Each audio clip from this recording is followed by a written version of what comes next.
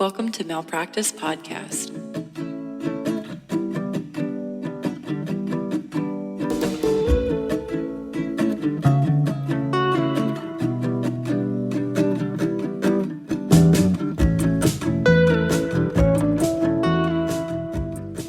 Hi, are you ready to get started? I'm super ready. Season 4. Season 4. That's crazy. It is crazy that there are 4 seasons out. Feels like a shimmy time. Are you excited? We're excited. We love it. Also, our season lengths are so random. We don't even care. We just take a break when we're ready for a break. You know how it is. Yeah, relax. Stop being so pushy. I'm Sydney. And I'm Jess. And this is Malpractice Podcast, Season 4. And we want you to relax. And we want you to relax. You're driving on your way to work. You're listening to this. Maybe you're actually working. Maybe you're actually doing your job. Shout out to you.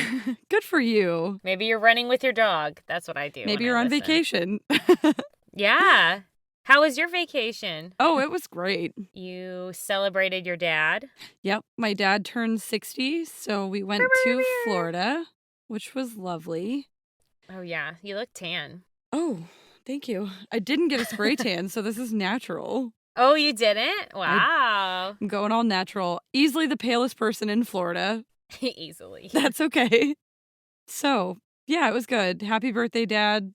Turned the big 6-0. Yeah, he's the best. Yeah. Did he have so much fun? He had so much fun. That's awesome. It was a really nice, reset. Yeah. So, yeah. We should take a moment to, stand with Ukraine. Yeah. So, yes. Yeah, it's, like any Ukrainian person who happens to find themselves listening to this, we stand with you. So sorry for what you're going through. I literally can't imagine it. There was a protest actually downtown. Yeah. But there was just a large gathering of Ukrainian people who were chanting and singing. You know, in those moments, it's I just want to stand and honor the experience that they're having. So we stood there for a bit to pay homage and support. And then right next to it, there was a protest because of what Abbott and Paxton are doing to attack trans youth in the state. And so just to all of the above leaders, authentically and from my heart, you suck so bad. If you're not aware of what's going on in Texas right now, there are some really problematic things that are coming out as a result of midterm elections. Let's be clear, it's a letter from the governor. Yeah. It's basically telling people to investigate the parents and loved ones and guardians of trans youth. Yeah. And investigate their receiving medical attention. That is gender affirming. Yeah, their gender affirming medical needs. If they're getting that and support from their parents and guardians, they're trying to classify that as abuse. Child abuse, right. They want it investigated by Child Protective Services. Yes. Which, for the purpose of transparency, this did not change any laws. No. But it is an opinion piece by a government leader. It's disgusting. It's 2020. Why do you have to say these things? Please stop attacking people. It's 2022. Oh my God, you're right. It's 2022. We are stuck in a time machine. Oh my God, it's 2022. That realization just hit me like a ton of bricks. It's okay. Anyway, it's 2022. Stop attacking the rights of other people. How are we still having this conversation? Yeah, period. Just blanket statement. So the moral of the story, we stand with Ukraine. We stand with trans youth. You're attacking children? Okay, anyway. Period. Boy, I got all flustered. Yeah, it's too much. Anyway, there are lots of organizations like the Trevor Project, It Gets Better, the ACLU. If you have money or time or even influence, airtime, whatever, talk to people about it. Do what you can. There's lots to do. Yeah, do that. If someone supports this, punch him in the face. Okay. Yeah, it feels like it's time to get into it. Do you want to go first or do you want me to go first? Dealer's choice. You want to play paper, rock, scissors? Okay. Okay. Do you do rock, paper, scissors, shoot? Yeah, obviously. Like What 4 am I, a times. heathen? You're not an Yeah. animal. Yeah. Okay. Rock, paper, scissors, shoot. Okay, you win. So you pick Okay. first or second? I want to go first. Okay, go. Today, Sydney and I are doing a joint episode. We have decided to highlight the success of Black women in medical science. And I have chosen Marilyn Hughes Gaston, who is amazing, and I'm going to tell you why. Yay. She's born on January 31st, 1939 in Cincinnati, Ohio, which makes her an Aquarius. Okay. And their characteristics are like observant, enthusiastic, charming, considerate, entertaining, honorable, and know when it's time to be responsible, and they handle like tough issues. That's what I know about that. I don't know why I always think that's interesting. I think people like it. I like it. I didn't know much about Aquarius. I don't know anything about this. Every time you tell me, I'm like, great. That's cool. Cool fact. Yeah. That's funny.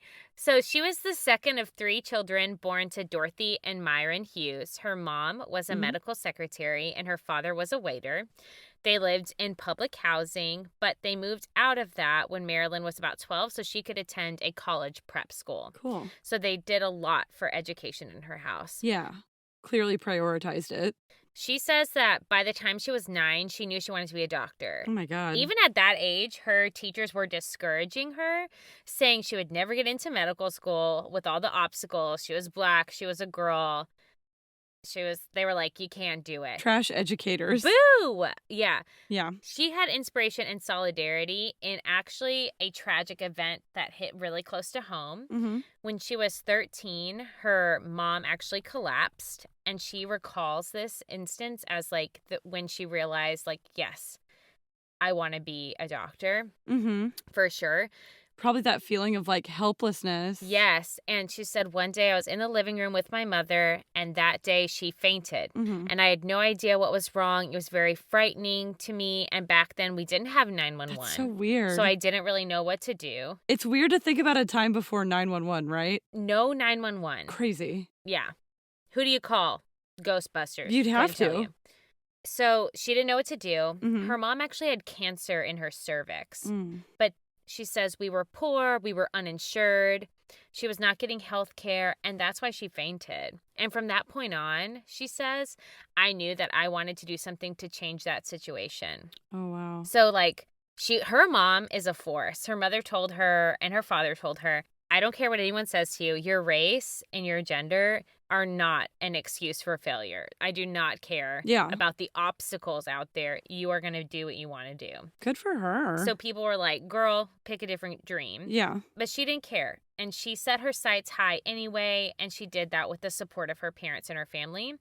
Her parents told her, you can do and be whatever you want to be. And they also quoted Henry Ford a lot to her that said, there are people who believe that they can and people who believe that they cannot. And so that's like their thing. Like, can you do it or can't you? It's all in if you believe that you can. I mean, in hindsight, Henry Ford is trash, but... Big trash energy. I was like... I'll take it coming from them as an inspirational quote. The application of it to this moment makes sense. Henry Ford as a person, garbage. Yeah, agreed. Keep going. Marilyn talks about fierce Black women in her story that gave her fire. One of them was her godmother, who actually worked to integrate the neighborhood pool. Oh, wow. So, like, she had inspiration around her. Yeah. It's like she has a lot of people in her corner. Yeah, no kidding. She said, Ma'am, don't pay those people any mind. She said, remember, I keep telling you, a no is just a yes waiting to happen. Yeah. So after she graduated high school, she studied zoology at the Miami University in Ohio, not to be confused as like Miami, Florida. Kelly Kapoor. Okay. Definitely thought that. Yep. Remember when Kelly Kapoor in The Office is like, I don't need these coats, bitches. I'm going to Miami. And it's like Ohio. It's Miami like University of Ohio. Yeah. Yeah. But so she goes to university, right? She's like, whatever, I'm going to study zoology. Yeah. Still there, she ran into resistance from faculty members and advisors. Oh, wow. She graduated in 1960. A doctor at the hospital she was working at the time finally gave her the words she needed. He told her that if she really wanted to be a physician, she wouldn't be satisfied with nursing duties. And that was what she was doing at that point. And she says, he told me to go for it, and I did. and then she went to medical school. And she got accepted at the University of Cincinnati College of Medicine. Mm-hmm. She was one of 6 women and the only Black woman in her class. Wow. This is in the 60s. Yeah. I'm like, that's not that long ago. Yeah. She ended school with a medical degree in pediatrics in Aw. 1964. So she completed an internship at the Philadelphia General Hospital, and she found her interest in sickle cell that would actually lead her to conduct her really famous study. Oh, interesting. Sickle cell disease is a blood disorder that results in chronic anemia and recurring Mhm. pain. Over time, it actually causes like weakness and even death.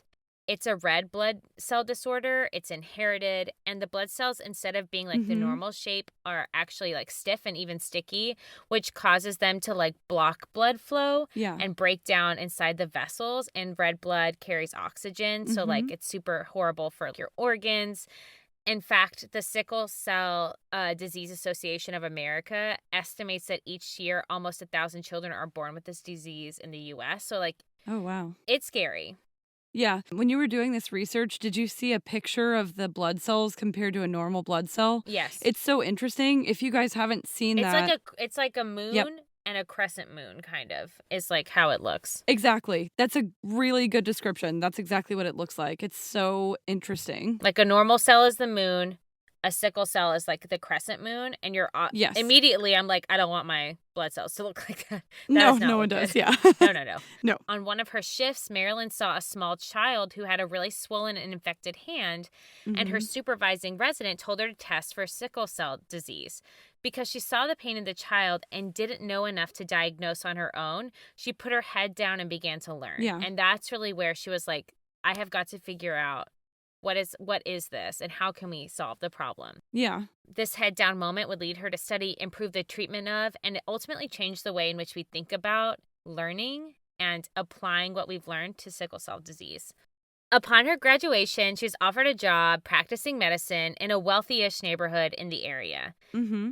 She decided to help start a community health center in a low-income neighborhood in Lincoln Heights, Ohio. That's amazing. The Lincoln Heights Health Center opened in 1967 as a 4-room apartment. Oh, wow. So the living room was a waiting room. The bedrooms were the exam rooms, and there was like a nursing station in one of the rooms. Yeah.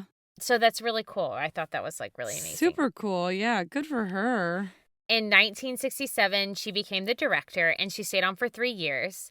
They eventually established a day there, like in Lincoln Heights, Ohio, in her honor, which is super Of cute. course they did. That's Uh-huh. amazing. She left her position with grant money from President Nixon to actually go and study sickle cell disease like full Oh, time. wow. So she opened the Sickle Cell Disease Center in 1972 with that money. Mm-hmm. I knew, and I still believe, that one individual can make a difference. There's no question about it. But when you start having a goal that a group of people are like a community, are all committed to, I mean, you can change the whole world. There's no question about it. So the power of the group is really important. Marilyn got a position as a medical expert in the Sickle Cell Center of the National Heart, Lung, and Blood Institute, which is a branch of the National Institute of Health. And she worked there for 14 years. Of course she did, because she's amazing.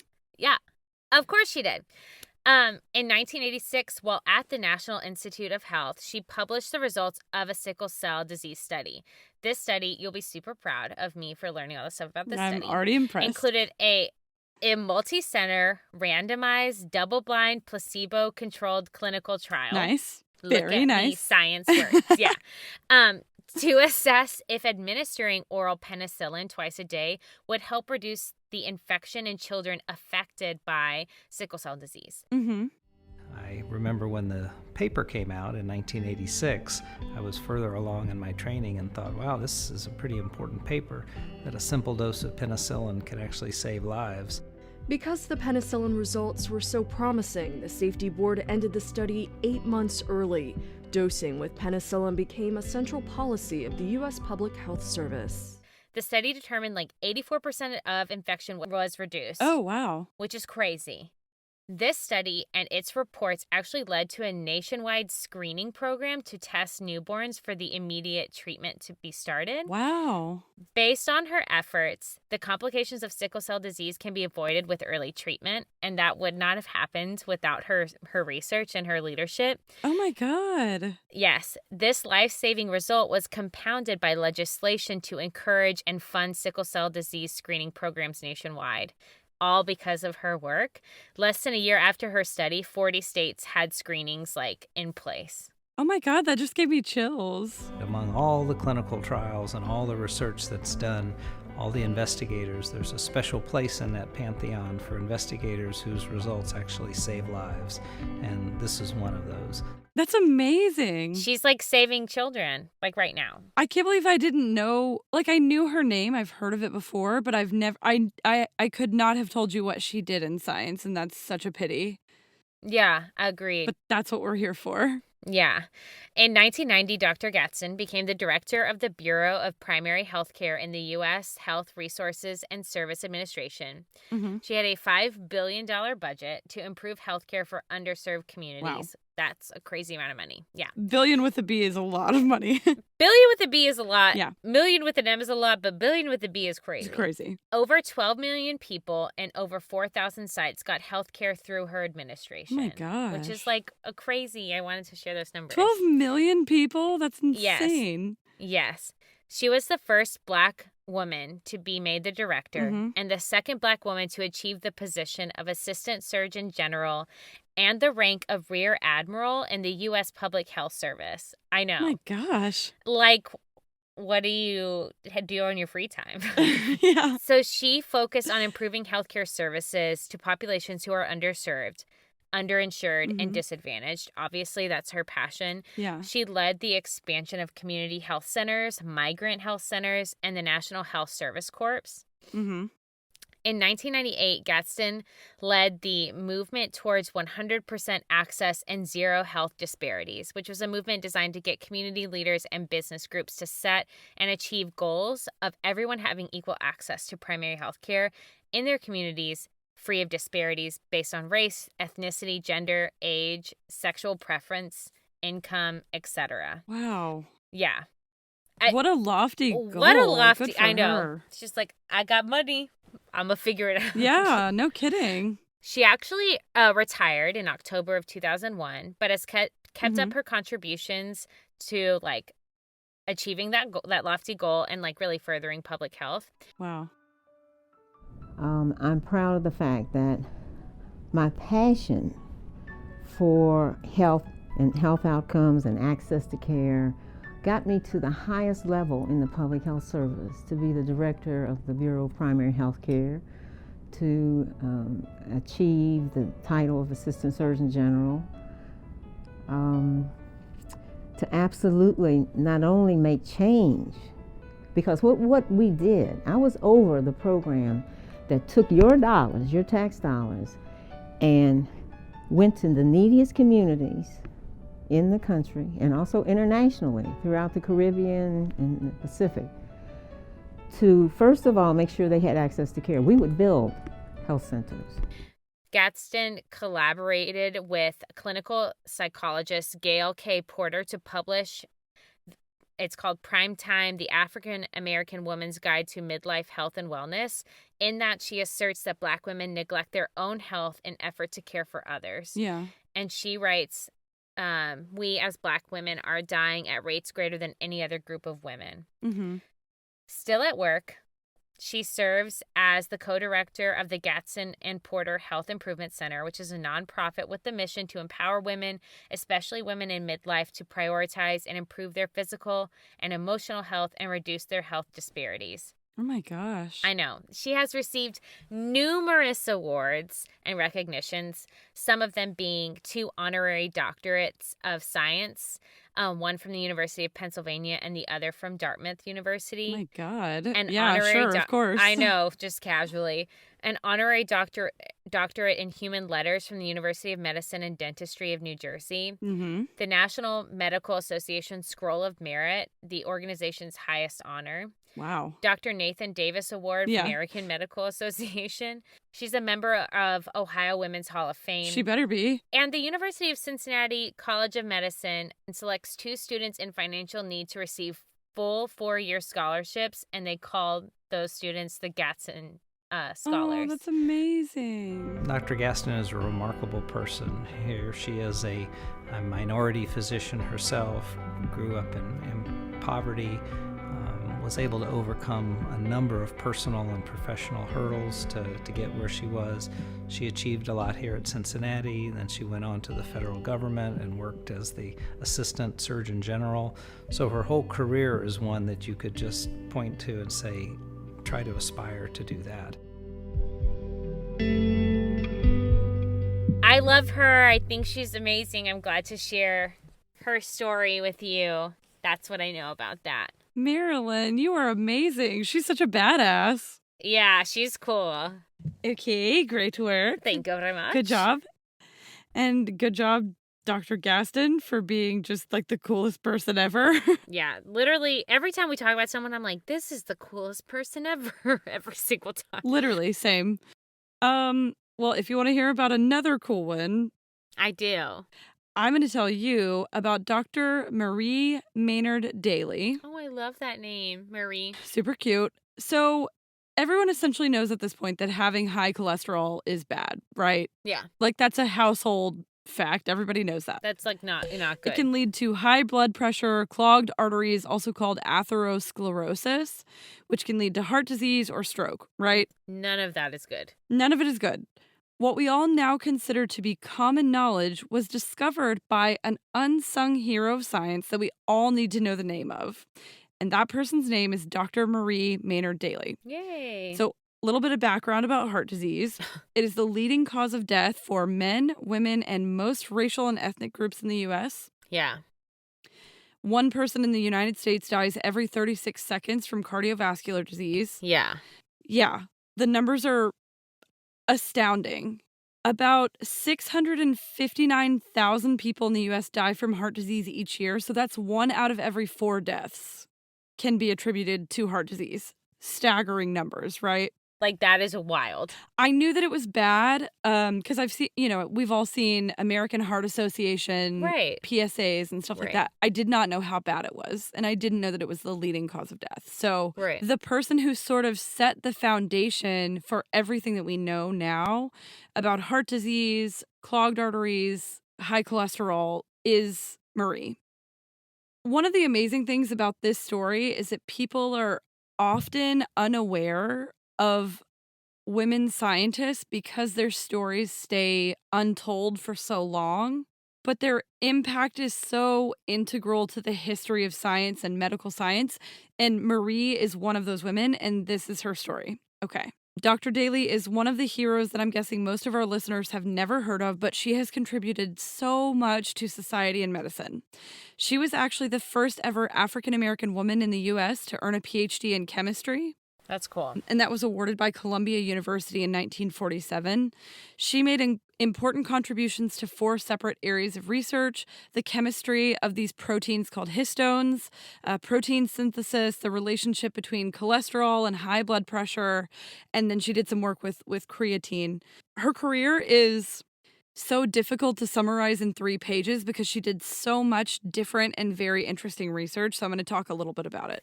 Okay, perfect. She was born on April 16th, 1921 to Ivan C. Daly, who had actually immigrated recently to the U.S. from the British West Indies.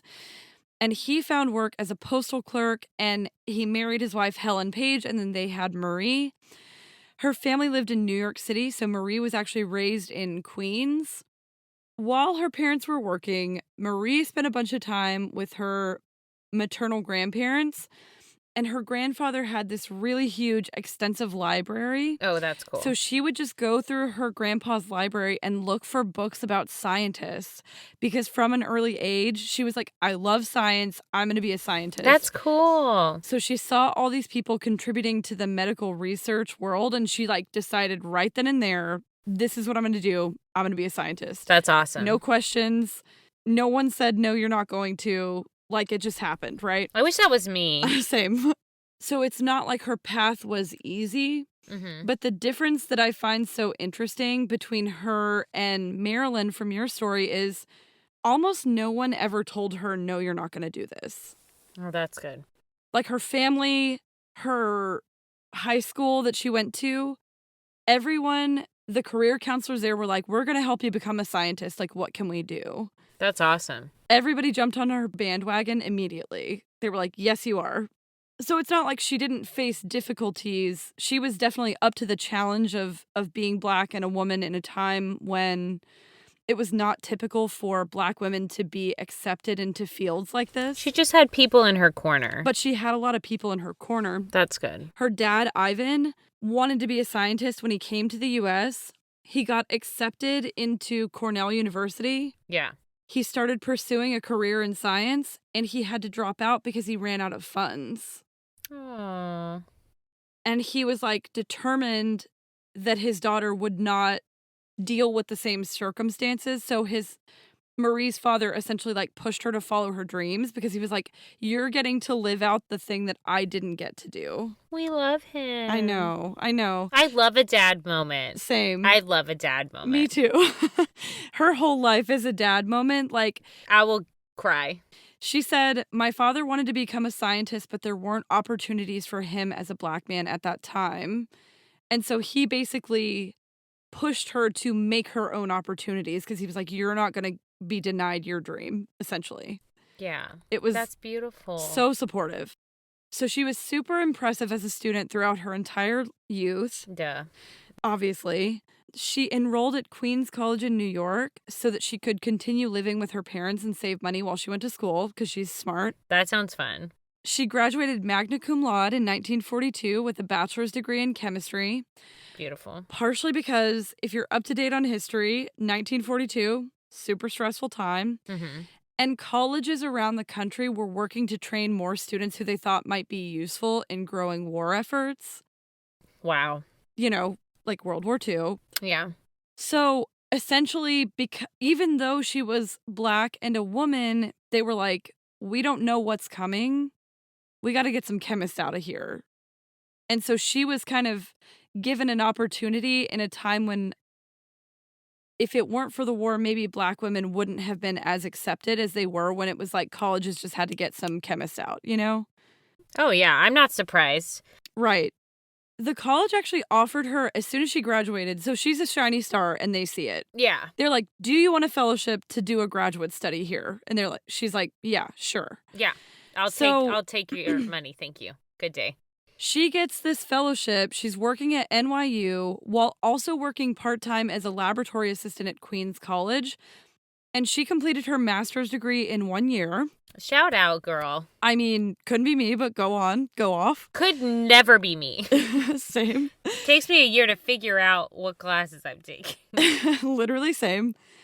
She became, immediately after that, a chemistry tutor at Queens College. And while she was tutoring, she enrolls in a doctoral program at Columbia University. Period. Her Ph.D. thesis was called A Study of the Products Formed by the Action of Pancreatic Amylase on Cornstarch. So, long story short, she was studying how compounds that you produce in your body affect and participate in digestion. Okay. She was awarded her doctoral degree in 1947. So, for anybody who's doing the math there, that's 3 years. That's crazy. That her doctorate took her, which is nuts. Like, trust me, that shit is not easy. So, by finishing her doctorate, Marie became the first ever African American to receive a PhD from Columbia University and the first African American woman ever in the history of the U.S. to get a chemistry PhD.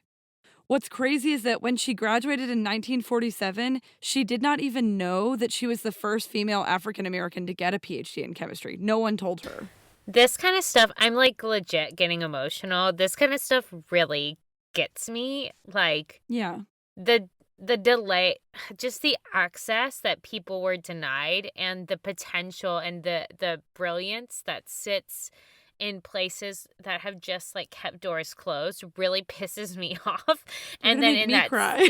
in that same breath, like her achievement and her dad, just it's so beautiful. Like, Yeah. I'm so happy you shared this story. I don't know what is wrong with me. I'm like You're so killing me. emotional about it. You're making me really emotional too. I mean, it's hard to think of the fact that, especially as a PhD student, it's really hard to think of the fact that in like our parents' lifetime, someone would have been denied access to a program like this because of their race. It's disgusting. It really enrages me. Like it actually really does. And the fact that as a little girl of color, no one ever told her no. Yeah. Like, no one ever told her that she couldn't do it. Like, everybody saw how smart she was and just lined up behind her. And I love it's really beautiful. And I'm just so glad that like stars aligned for her and the war was happening, which is like tragic to say, so that she could have access to a system that definitely would have kept her out if like their distractions hadn't been there. If they didn't need her. Yeah. Yeah. You're killing me. I'm crying now. Just a little moment. I was like, I'm gonna cry. I've been there. I live there. I get so frustrated by the fact that I didn't know her name. Yeah. I get so frustrated by the fact that it's partially on me to do the research, and it's on all of us to laud and applaud these heroes who went above and beyond, who pave ways. But that's why we're doing this. Exactly. This is why we're doing this. That's why we're here. Because you cannot know everything. No. And that's why you come here, because we will find out everything. We'll find out everything. And we'll tell you. We'll hunt the truth down and we'll tell you. Yeah. That's what we're here for. That's why we do this. I mean, these moments really remind me, like, why I love doing this so much. Me too. I just learning about this person and getting to tell other people about her, it makes it all worth it, I think. Yeah. So, she finished her doctorate degree. She taught for 2 years at Howard. Shout out to Howard again. Shout out. While she was teaching at Howard, she started doing some of the earliest research ever on the cause of like clogged arteries, cholesterol and clogged arteries, or atherosclerosis. So shortly after that, she published this study, which was published in the Journal of Experimental Medicine. She was working with rats to test their cholesterol levels with different diets, their blood pressure, how damaged or clogged their arteries were. And she was the first person in research to find a strong correlation between high blood pressure and high cholesterol in the blood, which was incredibly groundbreaking at the time. Yeah. Sounds crazy. Yeah, exactly. And that finding is so ingrained in our knowledge of health that it sounds like, well, duh. Yeah, now it's... Right. But that's all based on her research, which it makes it even more ridiculous that I didn't know her name, like everyone should know her name. Yeah. So immediately after she published that, she got a huge grant from the American Cancer Society to support her postdoctoral research. She joined Alfred Mirsky, who was a pioneer in molecular biology at the Rockefeller Institute in New York, where for 7 years she did even more amazing, groundbreaking research. She was funded by the American Heart Association. While working there, she was the only Black scientist on the entire campus. Is that... So imagine how that felt. Probably like... This is in 1955. Yeah, did they have like segregated bathrooms? I'm sure. I'm not sure, but, like we said earlier, there were definitely campuses that were not desegregated, not integrated. Oh, yeah. In the 60s, and this is in the 50s. I'm sure at minimum, the articles about her are like, she definitely faced discrimination, both for being a woman and for being Black. I know, the intersection is just... Yeah, and the whole time she was conducting this research, she literally just kept her head down and did her work, and everyone around her just recognized what an incredible talent she was. So, I think externally she faced a lot of discrimination, but the people who knew her were like, no, she's incredible. Mm-hmm. You know what I mean? Yeah. Yeah. It's just crazy to me that she was doing research to save the lives of people who hated her because she was Black. Yeah. Yeah. I mean, she's... If you're a racist, you should not get access to any heart-related care, period. I'm fine with that. I am too. I'm cool. Do it. Make the rule. It's the law according to the rules. Like, that's just what happened. I'm here for it. So after that, in 1955, she took a new position teaching biochemistry at the College of Physicians and Surgeons of Columbia University. In 1960, she became a professor at Albert Einstein College of Medicine, where she remained until her retirement in 1986. In 1975, she was one of 30 minority women scientists who attended a conference examining the challenges facing minority women in STEM fields. It made recommendations about recruiting and retaining minority women scientists, which it was published in 1976. I feel like that's saying something. They're like, here's how you get women interested in science, and here's how you keep them once they're here, which is like good for them. They published that, and then all of the men in charge, they were like, throw that in the trash. Yeah. They slid it off their desk like an angry cat. Yes, the angry cat. No. Yeah. So she kept working in academia until 1986, and then from then until 1989, she served on the Commission for Science and Technology of the City of New York. In 1999, she was recognized by the National Technical Association as one of the top 50 women in science, engineering, and technology. Period. She accomplished, this just gave me a little chill as I was about to read this. She accomplished so much as a scientist, but beyond her scientific achievements, she made massive improvements in her community. When she was at Albert Einstein University, she became a champion for diversity, working to increase representation of minorities in science. She was super committed to developing these programs that increased the enrollment of minority students in medical and graduate programs.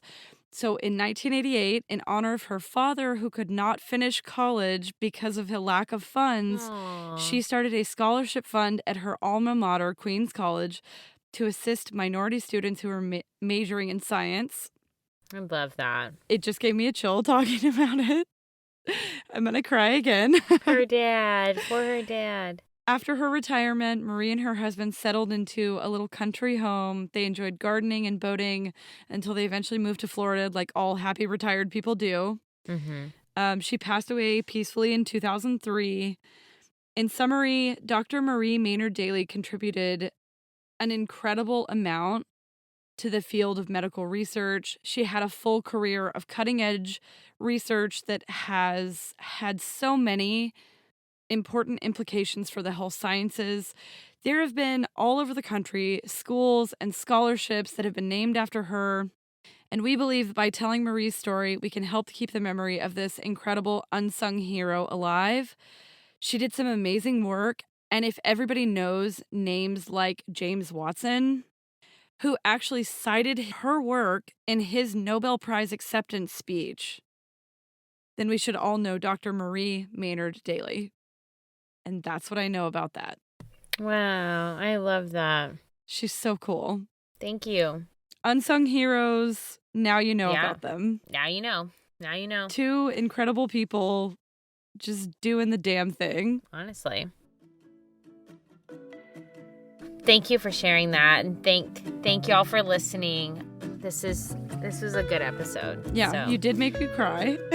I know. I was like I love when we do these. Me too. Like people stories. So if you have a recommendation for another scientific hero who we should cover, please send us a DM or an email to malpracticepodcast@gmail.com. Absolutely. And don't make it James Watson or I'll fight you.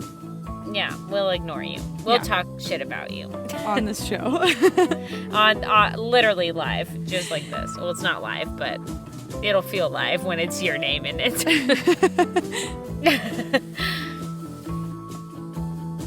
If you like what we're doing, don't forget to subscribe and leave us a review wherever you like to listen. It really helps. And don't forget, malpractice makes perfect. Bye-bye. Bye-bye.